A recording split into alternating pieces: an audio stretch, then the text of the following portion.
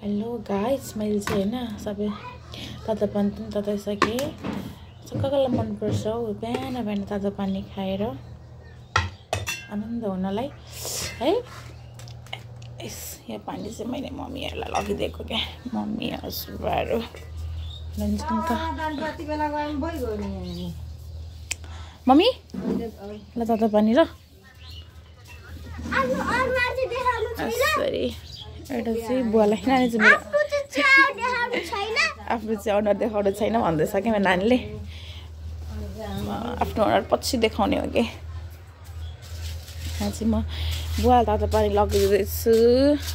बुवा चाहिँ हाम्रो हजुरबा चाहिँ उता बस्नुहुन्छ क्या, यहाँ उयोहरू रोपेको छ नि त, के अरे मकैहरू के रोपेको छ, चराले खाइदिइहाल्छ क्या। बुवा पानी बुवालाई पानी पनि दिएँ। अनि चाहिँ यहाँ हाम्रो यो डनहरू, हाम्रो डनहरू पनि छन् है गाइस। डनहरू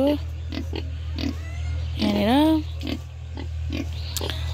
यो दुईवटा डनहरू एउटा चाहिँ यो पछि अब 3-4 महिनापछि काटिनेवाला छ।